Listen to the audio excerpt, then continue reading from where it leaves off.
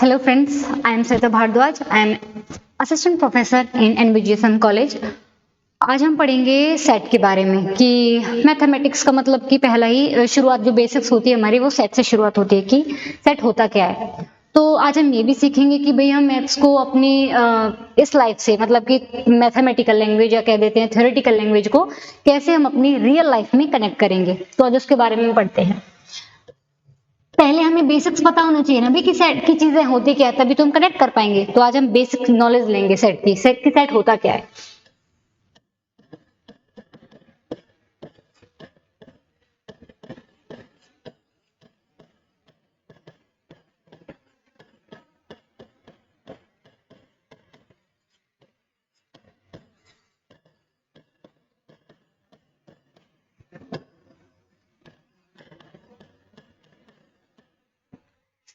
A set is a well-defined collections of distinct objects। भाई set नाम से समझ में आता है कि भाई उस चीज का सेट ले आओ, सेट ऑफ बुक्स ले आओ, सेट ऑफ पेन ले आओ, सेट ऑफ टेबल ले आओ। मतलब भाई टेबल्स का सेट, हमारे पास बहुत सारी टेबल्स हैं तो एक कलेक्शन होता है। वेल अब इसमें भाई बात आती है सेट में दो चीजों की बात की गई है जो मेनली की गई है।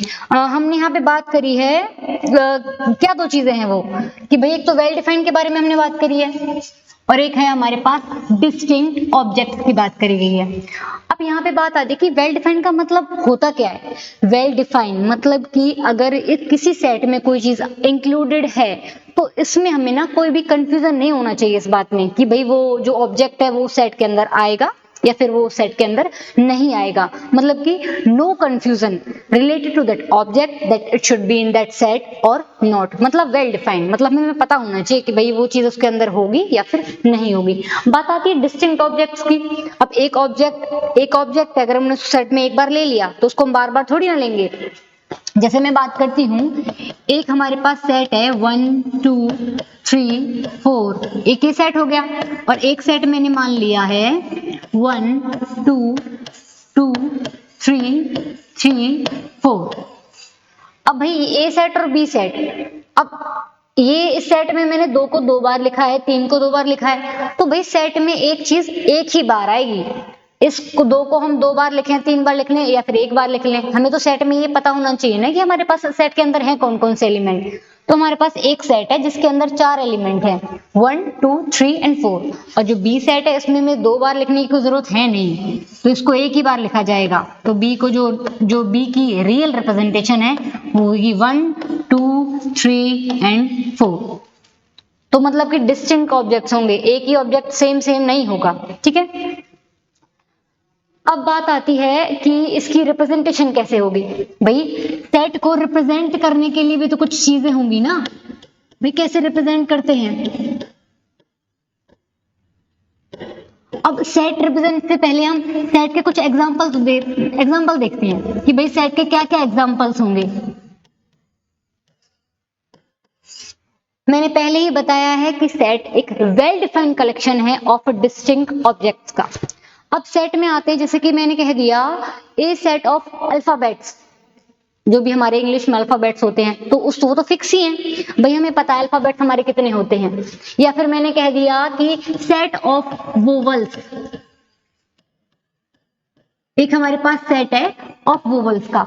अब वोवल्स हमें पता ही है कि वोवल्स होंगे वो कौन कौन से होंगे, ए ई आई ओ और यू। अब इसमें हमें कोई वेल डिफाइंड है क्योंकि वोवल्स है सारे। अब डिस्टिंक्ट ऑब्जेक्ट्स है, कोई भी टर्म्स हमें रिपीट नहीं करके लिखी है। और बात आती है कि ये कलेक्शन जो लिया गया है क्या इसमें हमें कोई किसी भी एलिमेंट को लेकर कोई कंफ्यूजन है कि उसके अंदर आएगा या नहीं आएगा। कोई भी कंफ्यूजन नहीं है क्योंकि हमें पता है भाई ए ई आई ओ यू वोवल्स हैं। इस सेट में बताया गया है कि इसमें सिर्फ वोवल्स ही आएंगे तो वो हमने ले लिए हैं। ठीक है, अब बात आती है कि set of 5 natural number, starting के 5 natural number, set of first 5 natural number, तो कौन कौन से आएंगे। भाई सेट को लिखने के लिए हम हमेशा यूज करते हैं कैपिटल लेटर, भले ही वो कैपिटल लेटर कोई भी हो, A B C D X Y Z कोई भी, उसकी नोटेशन होती है कि सेट को रिप्रेजेंट करने के लिए हम हमेशा ये यूज करेंगे। ठीक है, और अब बात आती है कि जो इसके लेटर्स होते हैं, जैसे कि हमने सेट्स के अंदर लिख दिया एलिमेंट्स, तो हम कोशिश किया, मतलब कि इसका रूल यही होता है कि हमें स्मॉल लेटर्स का यूज करेंगे। एक सेट में एलिमेंट्स को रिप्रेजेंट करने के लिए हम स्मॉल लेटर्स का यूज करेंगे, और सेट को, मेन जो सेट है हमारा, उसको रिप्रेजेंट करने के लिए हम कैपिटल लेटर का यूज करेंगे। अब जैसे मैंने कहा कि सेट ऑफ 5 नेचुरल नंबर, तो हमने एक सेट मान लिया ए, जिसके अंदर नेचुरल नंबर है, वो भी फर्स्ट 5 नेचुरल नंबर। तो नेचुरल नंबर स्टार्ट कहां से होते हैं? 1 से। तो 1 2 3 4 और 5। तो हमें कोई भी कंफ्यूजन नहीं है किसी भी लेटर, किसी भी एलिमेंट्स को लेके कि वो उसके अंदर आएगा या नहीं आएगा।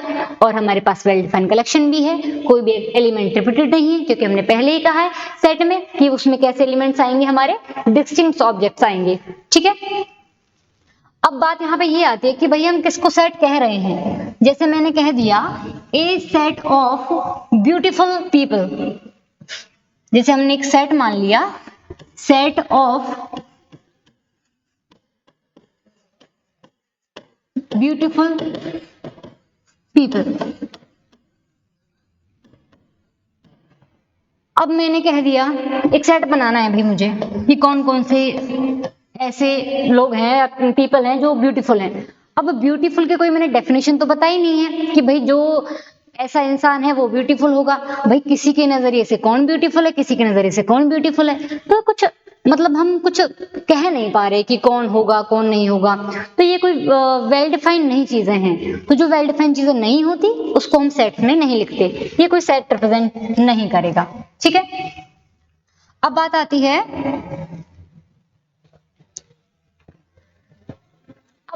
है, जैसे कि set of river, A set of reverse in a country मान लेते हैं, जो भी मान लेते हैं, तो किसी में भी मान लो। तो हमें पता है भाई रिवर्स हमारी फाइनाइट, मतलब जितनी भी हैं हम बता सकते हैं, वेल डिफाइंड हैं, इसमें कोई भी कंफ्यूजन नहीं होगा कि वो रिवर है या नहीं है, या तो भाई रिवर होगी या फिर नहीं होगी। अब हमें रिवर्स का ही हमें सेट मानना है। ठीक है,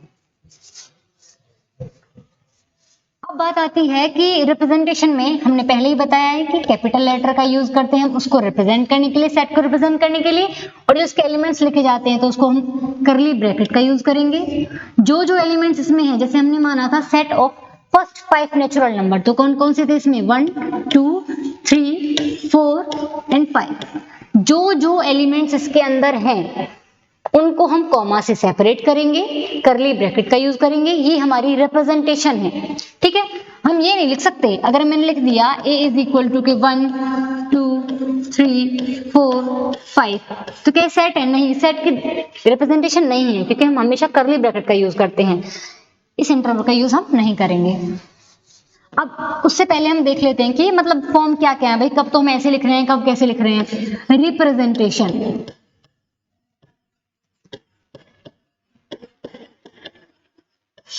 सेट को रिप्रेजेंट करने के लिए हमारे पास दो फॉर्म होती हैं, एक होती है सेट बिल्डर फॉर्म,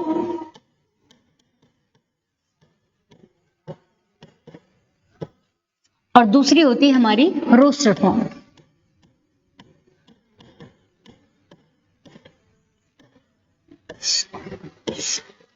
अब कब हम कौन सी फॉर्म यूज करेंगे, और मतलब कि भाई दो फॉर्म है तो ये दो फॉर्म क्यों की गई हैं? भाई देखो, सेट बिल्डर है, उसमें हम चीजों को लिखेंगे नहीं। जैसे हमने कह दिया कि सेट के अंदर से 5 एलिमेंट आ रहे हैं, तो अगर मैं उन पांचों के पांचों एलिमेंट्स को लिख के बता रही हूँ कि इसके अंदर 1 है 2 है 3 है 4 है 5 है, अगर मैं सब एलिमेंट्स को लिख रही हूँ कि भाई ये इसके अंदर आएंगे, तो होगी हमारी रोस्टर फॉर्म। और अगर मैंने सिर्फ रूल बता दिया कि मैंने कह दिया ए सेट ऑफ 5 नेचुरल नंबर, सिर्फ मैंने रूल मेंशन कर दिया है, तो होगी हमारी कौन सी फॉर्म?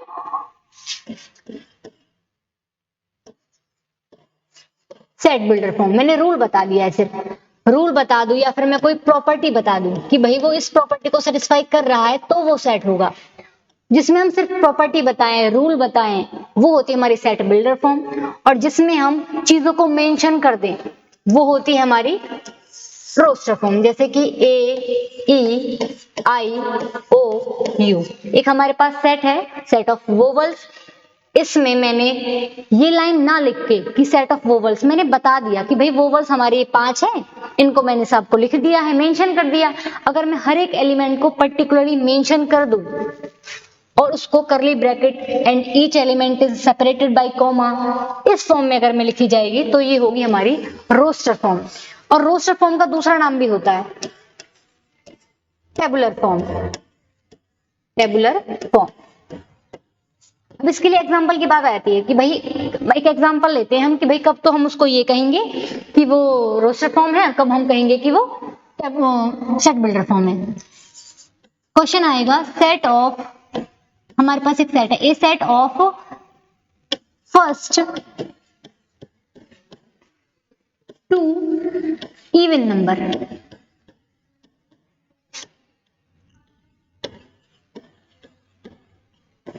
पॉजिटिव इवन नंबर, ये हमारे पास सेट हो गया। जैसे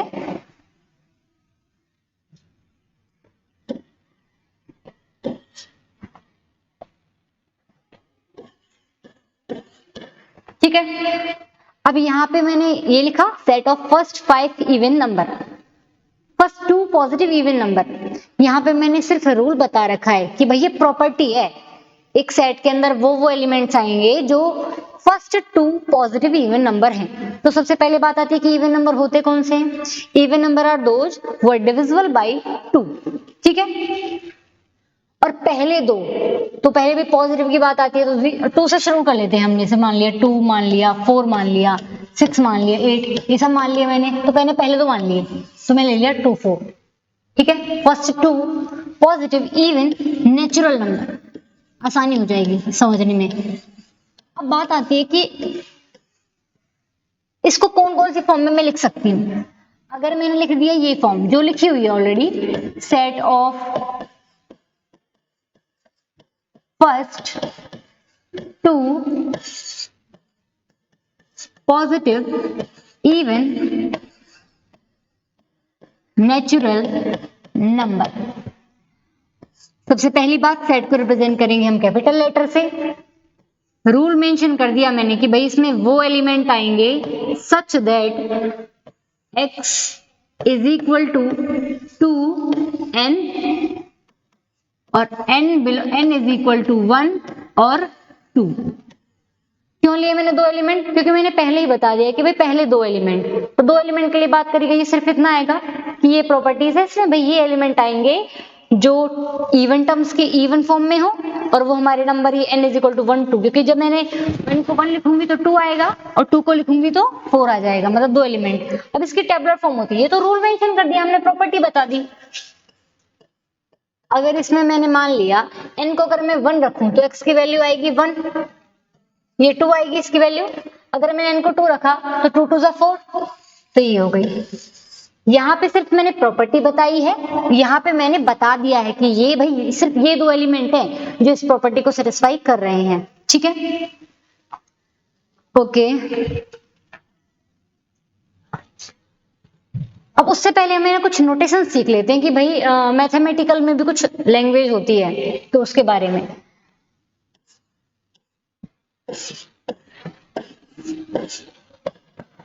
हम बहुत बार यूज देखते हैं ना कि भाई ये इस तरह से लिखा होता है मैथमेटिक्स में कुछ कुछ, इसका मतलब क्या है? इसका मतलब है फॉर ऑल। जैसे कोई प्रॉपर्टी है, एलिमेंट कोई प्रॉपर्टी फॉलो कर रहा है, तो कौन कौन से एलिमेंट फॉलो कर रहे हैं, तो इसका मतलब होता है फॉर ऑल, हर एक के लिए। ये फॉर ऑल लिखने की बजाय हम ये मेंशन कर देते हैं, ये नोटेशन होती है। इसका मतलब होता है बिलोंग्स टू। आगे पढ़ेंगे कि भाई ये क्यों यूज कर रहे हैं यार, ये कहाँ पे यूज करी है। इसका मतलब होता है, जैसे ई लिखी है हमने, रिवर्स में रेसिप्रोकल, उल्टी ई, देयर एग्जिस्ट।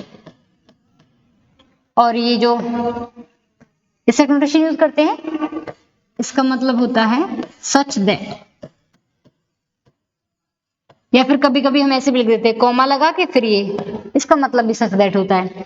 इस कॉमा का मतलब होता है मैथमेटिकल लैंग्वेज में एंड। ठीक है, अभी के लिए सिर्फ ये जो हमारी इस एक्सरसाइज में काम आएंगी या जो बेसिक चीजें हैं उसके बारे में बताया गया है। For all there exist belongs to there exist such that and. जैसे मैंने कह दिया a इज इक्वल टू 1 2 3, एक सेट है कौन सी फॉर्म होगी भाई ये? मैंने पहले ही बताया था कि अगर हम हर एक एलिमेंट को मेंशन कर देते हैं, कर्ली ब्रैकेट का यूज करेंगे, कॉमा लगा के सेपरेट करेंगे उनको, तो हमारी दो ही फॉर्म होती है, सेट बिल्डर और रोस्टर। तो ये होगी हमारी रोस्टर फॉर्म। अब इसमें जो एक एलिमेंट, जो वन एलिमेंट है, वन एलिमेंट ए का है, तो उसको लिखेंगे कैसे, मैथमेटिकल में लिखते कैसे हैं? वन बिलोंग्स टू ए, कि भाई वन है वो ए में बिलोंग करेगा। टू,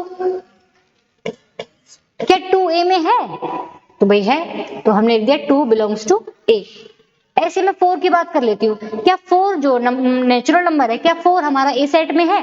तो कहीं है ही नहीं। तो इसका मतलब अगर मैं इसमें ऐसे लगा दूं ना, ई लगा के और मैं क्रॉस कर दूं, तो ये होता है डज नॉट बिलोंग्स टू, कि भाई उसके अंदर वो एलिमेंट नहीं है, बिलोंग ही नहीं कर रहा, डज नॉट बिलोंग। अब मैंने कह दिया भाई 5 बताओ, 5 ए के अंदर है या नहीं है? तो 5 डज नॉट बिलोंग्स टू ए, भाई है ही नहीं उसके अंदर। अब ये होता है सेट्स में रिप्रेजेंट करता है ना ये। तो जैसे मैंने कह दिया एक हमारे पास सेट है 4 5 6, एक सेट है ये। अब उसने पूछा है कि बताओ 3 बिलोंग्स टू ए और नॉट? तो 3 इसके अंदर अगर होता, भाई सेट में अगर बिलोंग करेगा तभी तो हम बिलोंग लिखेंगे। अब 3 इस सेट के अंदर है ही नहीं, तो हमने यूज की notation does not belongs to. ठीक है, 3 इसके अंदर नहीं है। अब 5 की बात आती है, 5 का पूछा जाएगा तो 5 बिलोंग्स टू ए, तो हाँ भाई है हमारे पास ये चीज। अब बात आती है देयर एग्जिस्ट की, फॉर ऑल की। फॉर ऑल का प्रॉपर्टी जो हम यूज करेंगे आगे क्वेश्चंस में, कि भाई जो एलिमेंट्स हैं वो इस प्रॉपर्टी को सेटिस्फाई कर रहे हैं, नहीं कर रहे, या कौन कर रहा है। अगर कोई गिने चुने सेटिस्फाई करे तो उसका हम अलग से मेंशन करेंगे, सब कर रहे हैं तो हम इस नोटेशन का यूज करेंगे। ये सच दैट वाली जो ये प्रॉपर्टी है, ये हमने की थी सेट बिल्डर फॉर्म में यूज। जब हमने यहाँ पे बताया था तो मैंने बताया था कि ए के अंदर वो एलिमेंट्स हैं such that x is equal to 2n, x की जो वैल्यू वो 2n के बराबर होगी। और n कहां से लिया गया है हमारा? n इज हमारे पास 1 और 2, क्योंकि दो ही वैल्यू है, क्योंकि वो पहले ही बता दिया गया है। First 2 positive even natural number. n का प्रयोग भी किया है हमने, देयर एग्जिस्ट का भी आगे आएगा। अब बात आती है नंबर्स की, जैसे कि भाई कुछ नंबर्स होते हैं जो बेसिक चीजें होती हैं, natural number, even number, odd number और रैशनल, इररेशनल। तो वो चीजें हैं क्या? Natural number. सबसे पहले बात करते हैं हम नेचुरल नंबर्स की, जो नॉर्मली हमारी काउंटिंग्स होती हैं। कौन कौन सी से? 1 से शुरुआत होती है उनकी, 1 2 3 4, इस तरह की काउंटिंग्स। कितने भी मतलब कि आगे तक हम इसको प्रोसीड कर सकते हैं, कहीं भी टर्मिनेट नहीं होती, खत्म नहीं होती। जैसे कि तुम कोई भी नंबर मुझे दो, 1 0 0 0 0 5, कुछ भी नंबर दो तुम मुझे, कुछ भी, मैं उसमें सिर्फ 1 ऐड करके अगली टर्म तुम्हें बता दूंगी। तो नेचुरल नंबर जो है हमारी स्टार्टिंग 1 से होगी, पर कहीं भी एंड नहीं होते, टर्मिनेट नहीं होते। ठीक है, अब ये हो गई नेचुरल नंबर की बात। तो नेचुरल नंबर को डिनोट करते हैं हम n से। इसकी नोटेशन थोड़ी, इसकी रिप्रेजेंटेशन इस तरह से होती है, सिंपली n लिख दो, या फिर लिखते तो हम ऐसे हैं। ठीक है, नेचुरल नंबर की रिप्रेजेंटेशन।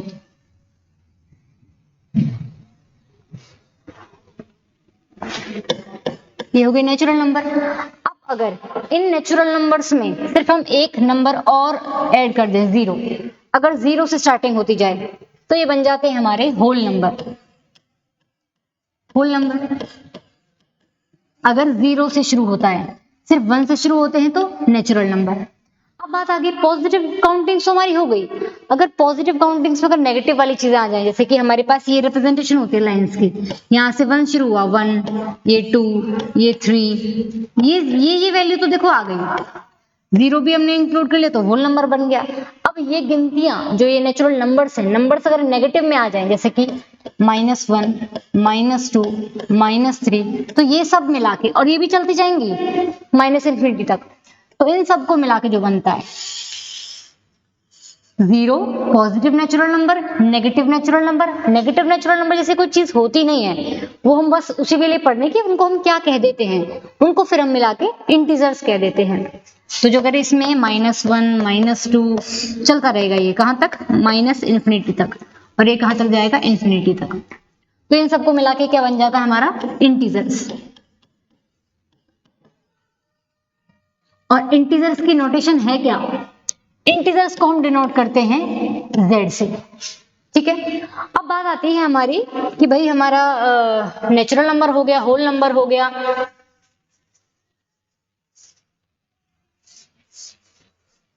अब 1 जैसे कि कोई भी दो नंबर उठा लो, मैंने उठा लिया है 0 उठा लिया और 1 उठा लिया, 0 और 1 इसके बीच का कोई एलिमेंट, भाई इसके बीच में क्या आ रहा है, 1/2, तो 1/2 तो इसके अंदर है ही नहीं, इंटीजर्स में तो है नहीं, तो ऐसे सभी नंबर P/Q टाइप के, ऐसे सभी नंबर जो इस तरह से लिखे जाएं न्यूमरेटर अपॉन डिनोमिनेटर फ्रैक्शंस के टर्म्स में, जिसमें से ये जो है ये P नंबर है और ये जो Q है ये कहां से बिलोंग करेगा, इंटीजर्स से, कि भाई ये कुछ भी वैल्यू हो सकती है। इंटीजर्स में कौन कौन से आते हैं, -1 -2 -3 +1 +2 +3 0, और जो Q है ये भी इंटीजर होगा, बट कंडीशन यहाँ पे सिर्फ क्या है, ये दोनों बिलोंग कहां से करेंगे, इंटीजर से, और जो Q है वो वैल्यू रहेगी हमारी नॉन जीरो, ठीक है।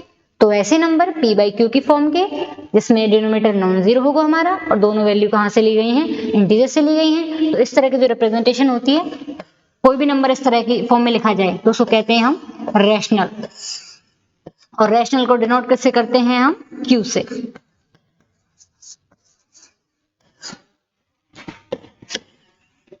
ऐसे नंबर जिनको हम P/Q की फॉर्म में ना लिख सकें तो वो कौन से नंबर होते हैं, वो होंगे हमारे इर्रेशनल नंबर। भाई जैसे कि √2 हो गया, तो बात आती है कि क्या ये नंबर नेचुरल नंबर है, तो नेचुरल नंबर के तो हम ऑलरेडी पढ़ चुके हैं, 1 2 3 4 5 6, उसमें से तो कहीं है ही नहीं, रूट की तो हमने बात ही नहीं की ना, ये तो है नहीं। अब इंटीजर्स भी नहीं क्योंकि नेगेटिव में बात आ रही है। अब बात आती है रैशनल की, तो P/Q की फॉर्म, तो भाई क्वेश्चन ये आता है कि अगर मैं भाई इसको √2 अपॉन में 1 लिख दूं तो ये तो बन गया ना इंटीजर, बट हमने इंटीजर्स में कुछ प्रॉपर्टीज पढ़ी हैं। सबसे पहली बात, ये P/Q की फॉर्म का होना चाहिए, हाँ ये P/Q की फॉर्म का है। ये नॉन जीरो होना चाहिए, हाँ भाई ये नॉन जीरो है। पर क्या कंडीशन थी, P और Q कहां से बिलोंग कर रहे हैं, इंटीजर से, बट √2 जो है वो तो हमारा इंटीजर में बिलोंग कर ही नहीं रहा ना, तो that's why it is not a form of rational number. इसीलिए इन नंबर्स को जो P/Q की फॉर्म में ना लिखे जा सकते, मतलब नहीं लिखे जा सकते, उनको कहते हैं हम इर्रेशनल नंबर। कौन से नंबर कहते हैं, इर्रेशनल नंबर। और डिनोट किससे करते हैं हम इनको डिनोट करते हैं हम Q कॉम्प्लीमेंट, ठीक है। Natural number, whole number, natural number 1 2 3 4 5 infinity तक, नेचुरल में अगर हमने 0 भी इंक्लूड कर दिया तो होल नंबर बन गया, और अगर नेचुरल जो 0 से इधर की पॉजिटिव टर्म्स की क्वांटिटी है, नंबर्स हैं, उसको अगर नेगेटिव में भी ले लें तो नेगेटिव पॉजिटिव प्लस 0 ये सब मिला के क्या बन गए, इंटीजर्स बन गए। अब बात आती है दो नेचुरल नंबर्स के बीच की टर्म, वो तो है ही नहीं। ऐसे नंबर्स जो P/Q की फॉर्म में लिखे जा सके, सबसे पहली प्रॉपर्टी जो डिनोमिनेटर है वो नॉन जीरो होगा, दूसरी प्रॉपर्टी कि दोनों जो नंबर है P/P और Q वो दोनों कहां से ले जाएंगे, इंटीजर से ले जाएंगे। उस तरह के जो नंबर्स होते हैं वो होते हैं रैशनल। जिन नंबर्स को हम रैशनल की फॉर्म में ना लिख सके वो होते हैं हमारे इर्रेशनल नंबर। और इन सबको मिला के, इन सब का कॉम्बो, नेचुरल का, इंटीजर्स का, होल नंबर का, रैशनल, इर्रेशनल, सबका कॉम्बो वो क्या हो जाता है हमारा, रियल नंबर। डिनोट किससे करते हैं रियल नंबर को, आर से। अगली साइड में बताते हैं हम आपको। भाई ये तो था नेचुरल नंबर, 1 2 3 से स्टार्टिंग हुई, फिर आया होल नंबर, होल नंबर में 0 से स्टार्टिंग हुई, फिर आया इंटीजर्स,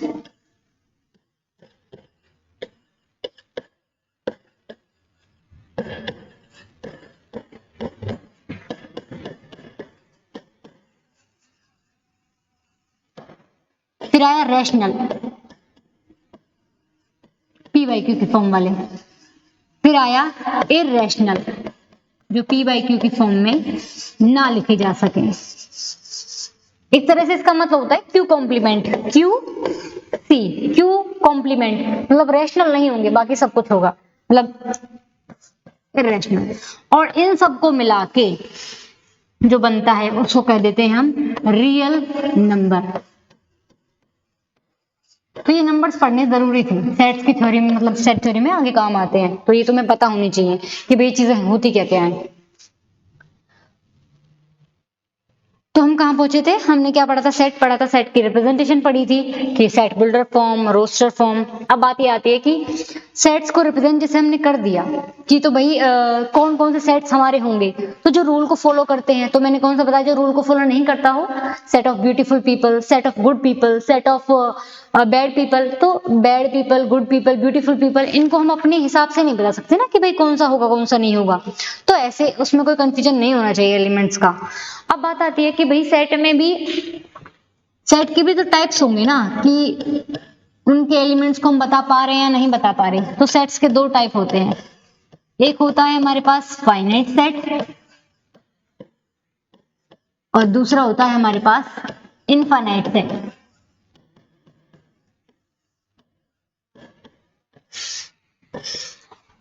सेट है तो सेट में एलिमेंट्स होंगे, एलिमेंट्स कितने हैं, अगर एलिमेंट्स फाइनाइट हैं जिनको हम काउंट कर पा रहे हैं, मतलब हमें पता है कि भाई इसके पास इतने एलिमेंट्स हैं, जैसे किसी के पास 5 हो गए, 10 हो गए, फाइनाइट नंबर ऑफ एलिमेंट्स हैं।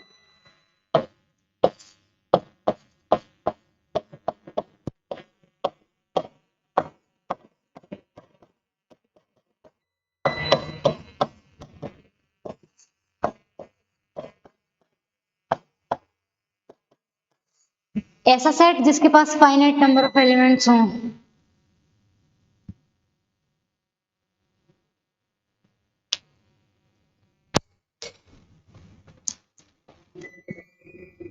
a set have finite number of elements, तो वो होता है फाइनाइट सेट। और ऐसा सेट जिसके पास इनफाइनाइट नंबर ऑफ एलिमेंट्स हो,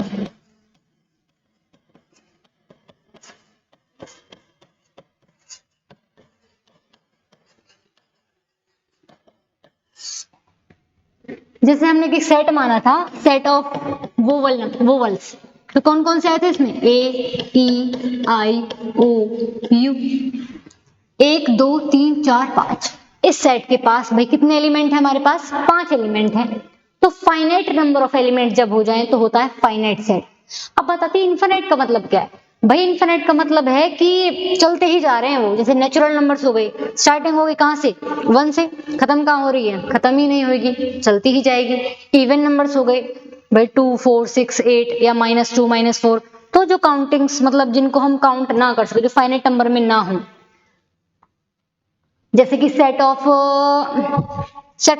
स्टार्स इन स्काई, तो क्या तुम काउंट कर सकते हो स्काई में, मतलब कि कितने स्टार्स हैं, तो नहीं कर सकते, तो किस कैटेगरी में जाएगा, इनफाइनाइट सेट्स के में जाएगा।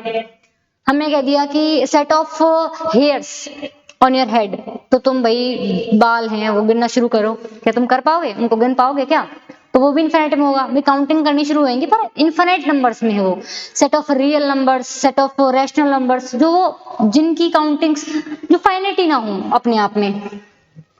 Set of books on A table, भाई टेबल पे अगर 10 बुक रखी हुई हैं तो उनको हम काउंट कर सकते हैं, भाई 10 ही बुक है बताया उसमें, तो उसमें हो जाएगा। अब जो फाइनाइट सेट होता है ना, उनके अंदर एक कार्डिनल नंबर होता है।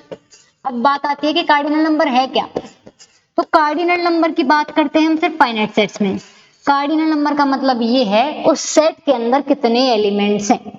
कार्डिनल नंबर का मतलब है number of elements, number of elements in a set. अब इस सेट के पास ए, ई, आई, ओ, यू, ये कौन सी फॉर्म है हमारी, इस सेट की कौन सी फॉर्म है, ये रोस्टर या टेबुलर फॉर्म। रोस्टर फॉर्म में हम मेंशन करते हैं ना एलिमेंट्स को, तो हमने मेंशन कर दिए, तो ये हो जाएगी हमारी रोस्टर फॉर्म। बिल्डर फॉर्म होती है तो रूल होता है इसमें, ठीक है। अब इसमें कितने एलिमेंट है, 5 है, तो इसका कार्डिनल नंबर क्या होगा, इस सेट का कार्डिनल नंबर क्या होगा, 5। तो कार्डिनल नंबर का सिर्फ बेसिक फंडा यही है कि भाई उस, सबसे पहली बात है कार्डिनल नंबर हम निकालेंगे फाइनाइट सेट का, उस सेट में देखो भाई एलिमेंट कितने हैं, जितने एलिमेंट हैं वही एलिमेंट हमें बता देना है, नंबर ये उसके होंगे। जैसे मैंने कह दिया a इज इक्वल टू के 4 5, 4 और 5। तो पूछा है इसका कार्डिनल नंबर बताओ। कार्डिनल नंबर का मतलब क्या है? Number of element in the set. तो इस सेट में कितने एलिमेंट है? 2 एलिमेंट है। तो कार्डिनल नंबर क्या हो जाएगा ए का? Cardinal number of set A is equal to 2। जितने भी उस सेट के पास एलिमेंट है उनको बताया है सिर्फ cardinal number of A is 2। या फिर हम कार्डिनल नंबर की बोलने की बजाय हम क्या बोल देते हैं? कार्डिनलिटी। भाई कार्डिनलिटी बताओ। तो कार्डिनलिटी का मतलब भी वही है कि उसका कार्डिनल नंबर बताना है। हमेशा किस में बताएंगे? ये हम फाइनाइट सेट्स के बारे में बताते हैं, ठीक है। कार्डिनल नंबर हो गया। अब बात आती है कि इनफाइनाइट में कौन से आते हैं? तो जैसे सेट ऑफ नेचुरल नंबर, तो स्टार्टिंग हो रही है इसे पर खत्म कहीं नहीं हो रही, तो इनफाइनाइट सेट हो गया हमारा पूरा। अब बात आती है कि वॉइड, एम्प्टी या फिर नल। एक ही मतलब है इनका। ऐसा सेट जिसमें कोई एलिमेंट हो ही ना, ऐसा सेट जिसमें कोई एलिमेंट ही ना हो, उसको क्या कह देते हैं हम? वॉइड सेट, एम्प्टी सेट और नल सेट, ठीक है। जैसे कि हमने एक सेट माना A इज इक्वल टू, उसके अंदर एक एलिमेंट है सच दैट का मतलब है कि वो प्रॉपर्टी बताएंगे अब कि वो 2 और 3 के बीच में तो आएगा। एंड वो नंबर कैसा है? हमारा नेचुरल नंबर है। तो क्या 2 और 3 के बीच में कोई भी नेचुरल नंबर आता है? भाई 2 एक नेचुरल नंबर है, 2 के बाद सिर्फ 3 ही आता है। अब यहाँ पे लेस देन मतलब ग्रेटर देन, जो x है वो ग्रेटर देन है 2 से।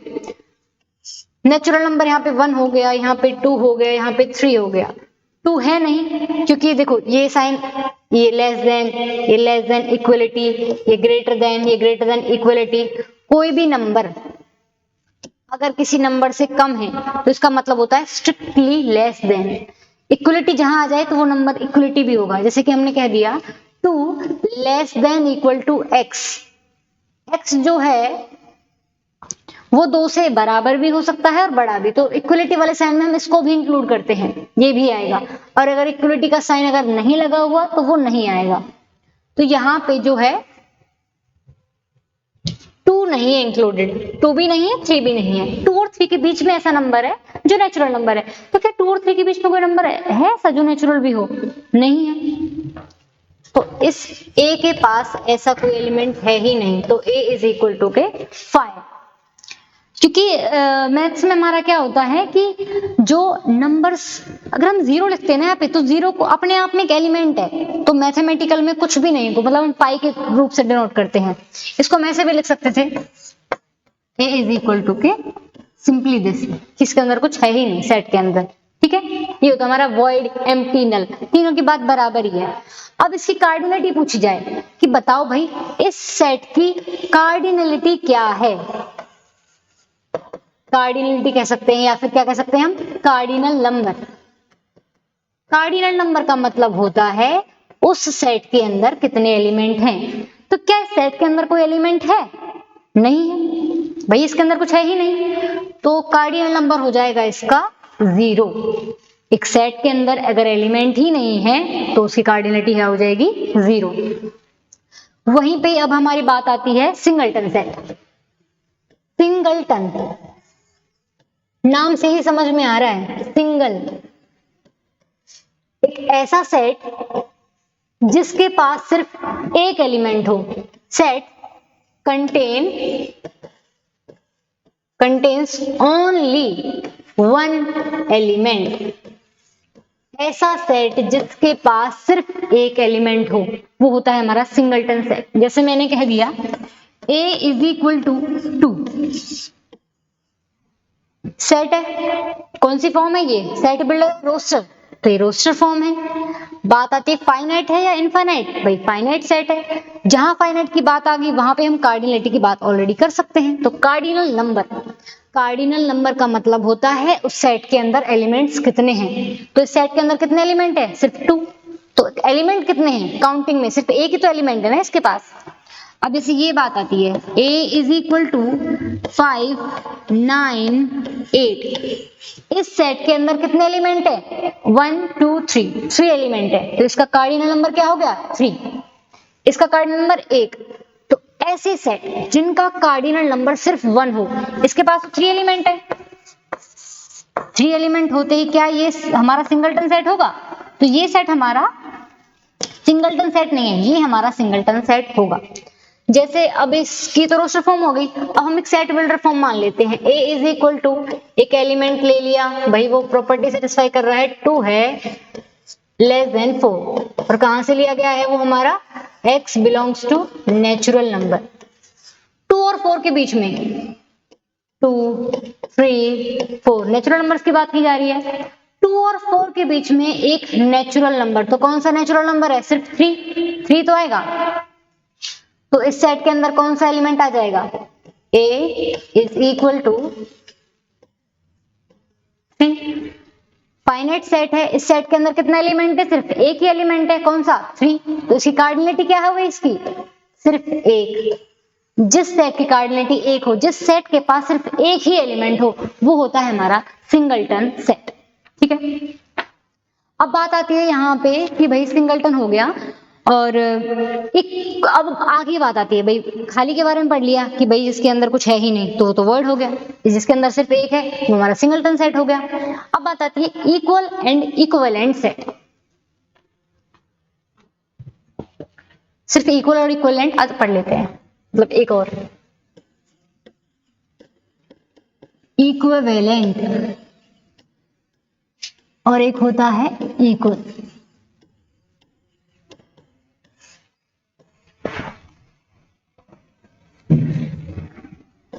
हमारे पास एक सेट है, पहले प्रॉपर्टी देख लेते हैं उसके। इक्विवेलेंट, किसी भी दो सेट्स के बारे में हम कंपैरिजन करते हैं। इक्विवेलेंट भाई बताना है कि भाई क्या ये सेट ए बी सेट के इक्विवेलेंट है या नहीं है। तो ऐसे दो set, set A and B are said to be equivalent if,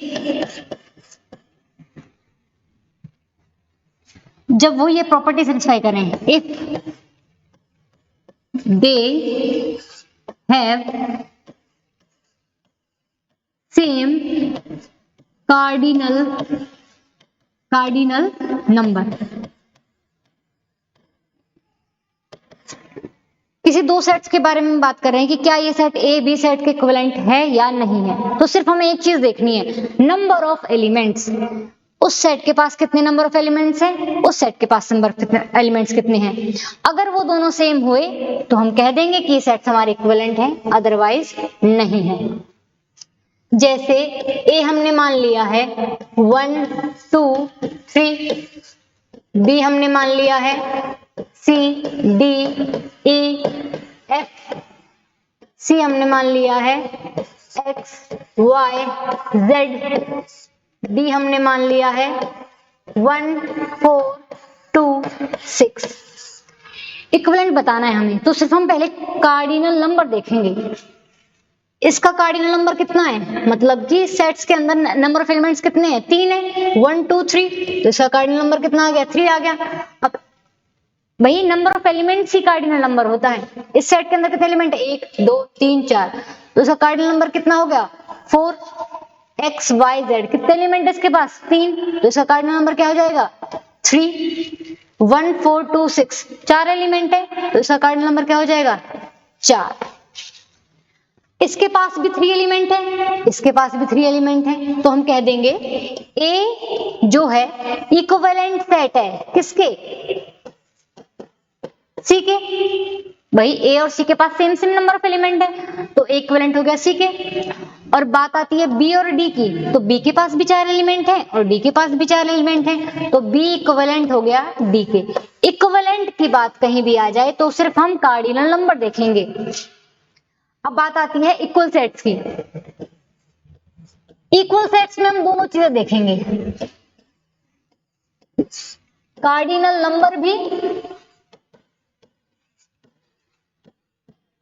number भी और एलिमेंट्स भी। जैसे कि हमारे पास है एलिमेंट, एक सेट है 1 2 3, एक हमारे पास सेट है 3 2 1, एक हमारे पास सेट है D E F। इक्विवेलेंट की बात करते हैं पहले। इक्विवेलेंट में हमें सिर्फ क्या देखना है, कार्डिनल नंबर। इसके पास भी 3 एलिमेंट है, इसके पास भी 3 एलिमेंट है, इसके पास भी 3 एलिमेंट है। जब एलिमेंट सेम हो सब में तो वो होते हैं इक्विवेलेंट। अब बात आती, अब ये तो देख लिया हमने कार्डिनल नंबर, अब बात आती है इक्वल की। एलिमेंट्स भी देखने पड़ेंगे भाई, इसके पास 1 2 3, इसके पास 3 2 1, बात तो सेम ही है ना, आगे पीछे लिख दो। सेट्स में अरेंजमेंट का कोई रोल नहीं होता, तुम आगे पीछे लिख सकते हो। तो A और B जो हैं वो बिल्कुल ही बराबर हैं हर तरह से, कार्डिनल नंबर में भी, ऊपर से एलिमेंट्स भी इक्वल हैं। बात आती है C पॉइंट की, इसकी C सेट की। C सेट में कार्डिनल नंबर तो देखो सेम है, कार्डिनल नंबर सेम होना चाहिए, एलिमेंट्स भी क्या होने चाहिए हमारे पास, सेम होने चाहिए इक्वल सेट में। अब यहाँ पे कार्डिनल नंबर तो देखो इसका भी 3 है और इसका भी 3 है। डिफरेंशिएट क्या कर पाता, क्या चीज अलग कर रही है इनको, क्या यहाँ पे 1 जो है 1 सेट है, यहाँ कहीं 1 है नहीं। तो एक इक्वल सेट्स की इस तरह से बोल सकते हैं हम कि एक सेट के एलिमेंट्स दूसरे सेट में बिलोंग करें, दूसरे सेट के एलिमेंट ए में बिलोंग करें। तो यहाँ पे तो ये बिलोंग कर ही नहीं रहे ना भाई। अगर ए के सारे एलिमेंट बी के अंदर मिल जाएं, बी के सारे एलिमेंट ए के अंदर मिल जाएं तो हम कह देंगे इक्वल होंगे, बट वहां तो 1 बी में जा ही नहीं रहा। इक्वल का मतलब समझ में आ रहा है ना, इक्वल हर तरह से इक्वल होना चाहिए। तो रूल के अकॉर्डिंग जाए तो 2 चीजें देखो बस, सिर्फ कार्डिनल नंबर और एलिमेंट्स। कार्डिनल नंबर, सिर्फ कार्डिनल नंबर सेम है तो इक्विवेलेंट होगा, और कार्डिनल नंबर के साथ साथ में वो एलिमेंट्स भी सेम आ रहे हैं उसके, तो हमारा इक्वल सेट्स बन जाएगा। ठीक है, आज के लिए इतना ही, थैंक यू।